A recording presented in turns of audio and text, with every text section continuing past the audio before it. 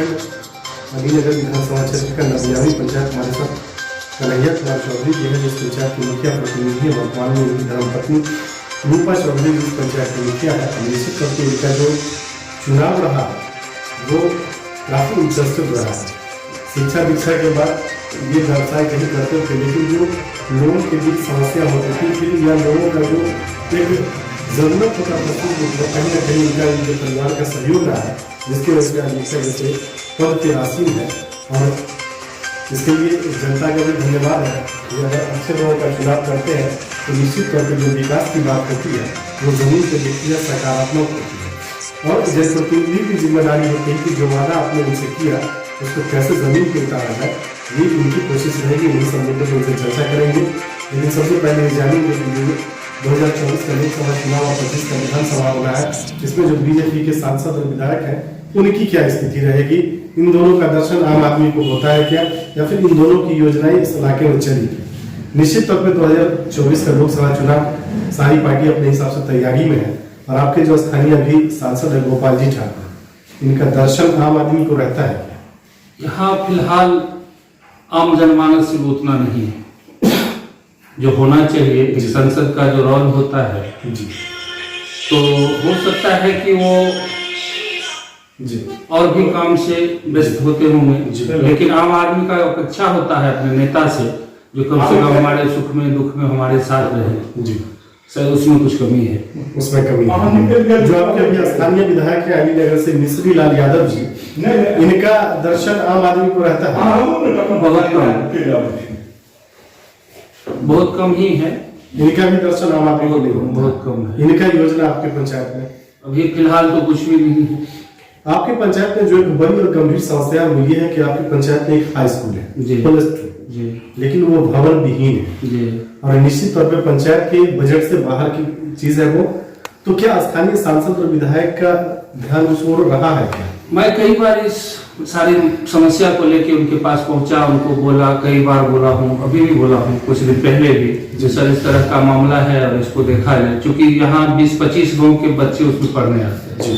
सिर्फ 3 ही भवन जी, और हम भी अपना चुनाव जो जीते और गांव के लोग जो हमें वोट दिए, तो उनको ये लगा कहीं न कहीं इनको हर एक नेता से पहचान है कि इस हाई स्कूल का कुछ काम अच्छा भवन बनवा सकते। लेकिन बड़ा दुख के साथ कहना पड़ रहा है कि जिन नेता से मिलता हूँ, जिनको कहता हूँ, वो बोलते हैं हाँ करवा देते हैं, या उनको बोलते हैं सर आश्वासन दे के आज तक शायद वो लोग नहीं किए। जबकि हमारे इलाके के सभी लोग इस बार मूड बनाए हुए हैं कि जन जो कल्याण का काम है जो भी नेता नहीं करेगा उसका हम लोग बैकआउट करेंगे। आप युवा हैं और बीजेपी के डिवोटी वर्कर हैं, शायद किसी पद पे भी है पार्टी में जी, तो ये कष्ट होता है क्या कि पार्टी में रहते हुए, पार्टी के लिए दिन रात मेहनत करते हुए, लोकसभा विधानसभा चुनाव जिताने के लिए मेहनत करते हुए, और एक वर्कर की बात अगर पार्टी के जो नेता है सांसद और विधायक नहीं सुनते हैं तो क्या स्थिति होती है? ये दुर्भाग्य की बात है। हमको बड़ा कष्ट से ये बात कहना हो रहा है कि जो जितने भी छोटे कार्यकर्ता है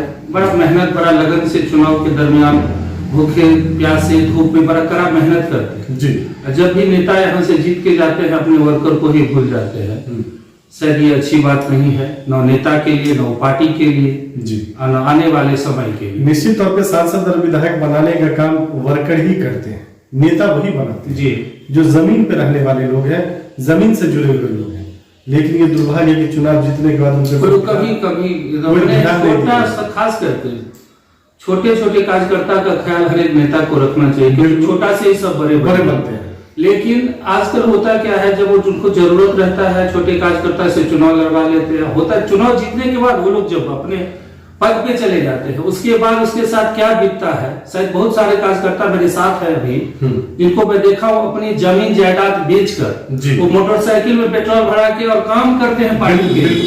लेकिन उनको किसी तरह से कहीं अगर किसी मान लीजिए थाना का कोई काम हो गया, ब्लॉक का कोई काम हो गया, तो फिर वही हाल, मान सम्मान नहीं है, कहीं कुछ नहीं है, कहीं कुछ नहीं है। खाली इससे लोग कष्ट में बहुत ज्यादा, जितना भी कार्यकर्ता है बहुत उदास है। और मैं अपने शीर्ष नेता से भी कहना चाहूंगा जो अपने कार्यकर्ता पे ध्यान दे, उनके बारे में। अगर आपका जो शीर्ष नेतृत्व है जी, अगर वो अपने वर्कर पे ध्यान नहीं देती है तो क्या लगता है 2024 का लोकसभा चुनाव आसान होगा क्या? नहीं, बहुत कठिन है। और शायद हो सकता है जिस तरह का अभी तक रवैया है उसमें यहाँ का सीट जो अभी भारतीय जनता पार्टी के आस है जी। वो निकल भी सकता है। ये मानते हैं जी आपकी पंचायत में 9 आंगनबाड़ी की सेविकाएं हैं और 3 जन वितरण के दुकानदार हैं। जी ये लोग आपके अनुशासन में रहते हैं? जी हमारे यहाँ जो भी है जी जो लोग पूरे किसी तरह का उनके ऊपर किसी तरह का कोई कंप्लेंट नहीं है। जब से मेरी पत्नी मुखिया बनी है उस दिन से हमारे गांव का विधि व्यवस्था बहुत अनुकूल चल रहा है। हमारे गांव के लोग खुश हैं। ये हम नहीं आम आदमी सब खुश हैं। 12 महीना राशन मिल जाता है लोगों को? आगे पीछे मंथली जैसे उनको राशन वैसे उपलब्ध करा देते हैं। कंप्लेंट नहीं है राशन दुकान आपके पंचायत में सर स्टेट बोर्डिंग पंप मिलत है एक सरकार ने घोषणा किया था इसका फंड देने का लाभ मिला है? हाँ लाभ उनको अकाउंट में ट्रांसफर हो चुका है। एस्टीमेट भी बना है। आने वाले समय में हो सकता है अगले महीने से उसका काम चालू हो जाए। आपके पंचायत में जो मुख्य रूप से 5 कर्मचारी हैं, पंचायत सचिव, रोजगार सेवक, आवास सहायक, विकास मित्र और कृषि सलाहकार, ये लोग आपके अनुशासन में रहते हैं? जी आवास सहायक के अलावा उनको शायद ग्राम पंचायत सुतना वो नहीं रहता है तो वो नहीं रहते और जो भी है हमारे कर्मचारी वो लोग अनुशासन में रहते, समय देते हैं। हाँ जब भी बोलते हैं आते हैं। आपकी पंचायत में आज भी 30% के आसपास लोग खुले में शौच के लिए जाते हैं, इस पे आपका क्या? ये बड़ा दुर्भाग्य की बात है, बड़ा कष्ट होता है क्योंकि हमारे गांव के लोग बहुत ही हाई प्रोफाइल हाई मेंटेलिटी के लोग हैं। उन लोगों को भी वो लोग कहते रहते हैं कि भाई आप मुखिया बने हैं, आप सब लोग को बड़ा अपेक्षा था कि कम से कम हमारा गांव स्वच्छ रहे।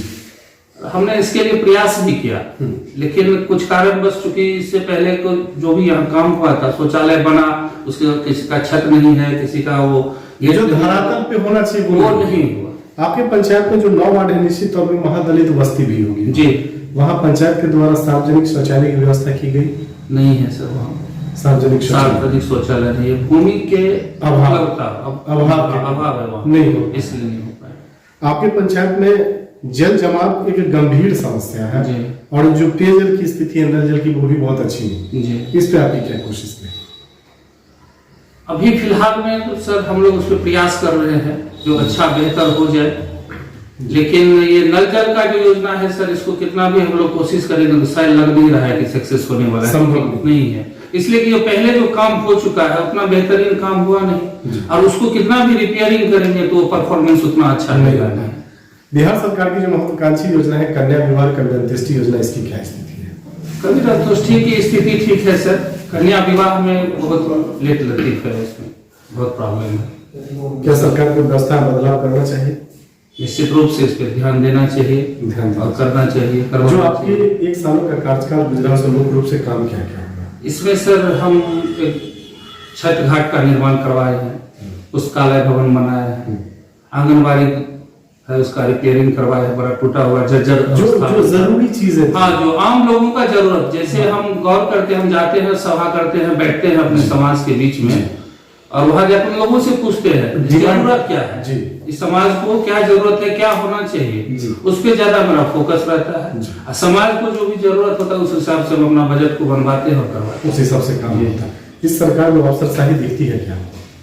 पूरा अफसरशाही ही है, बिना कमीशन के पंचायत में काम कर कोई भी नहीं कर सकता है सर, संभव नहीं, कमीशन देना ही होगा जी।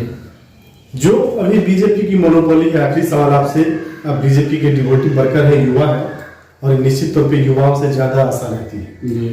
बीजेपी के जो मोनोपोली है उसमें आपको क्या लगता है जो 2025 का विधानसभा चुनाव होना है, अगर उसमें भारतीय जनता पार्टी अगर सही प्रत्याशी का चुनाव नहीं करती है तो सत्ता में वापिस हो पाएगी? नहीं हो पाएगी। उसके लिए किस तरह की व्यवस्था होनी चाहिए, क्या करना चाहिए? आम कार्यकर्ता, निचले कार्यकर्ता से डायरेक्ट मीटिंग करना चाहिए जी, और उनका मनोबल जो गिरा हुआ है उनको उसको बढ़ावा, अपग्रेड करना चाहिए, थोड़ा उनको ये लगे कि नहीं हमारा सुनने वाला कोई है। अगर जो प्रत्याशी होते हैं पैराशूट के अलावा जमीन के लोग को अगर टिकट दिया जाए तो क्या होता है? जमीनी लोग को अगर टिकट देगा तो सर रिजल्ट अच्छा ही होगा 2025 बीजेपी के लिए अच्छा। चलिए, कन्हैया कुमार झा जी, चौधरी जी, न्यूज़ IVN7 और सुदर्शन न्यूज़ से बात करने के लिए धन्यवाद जी।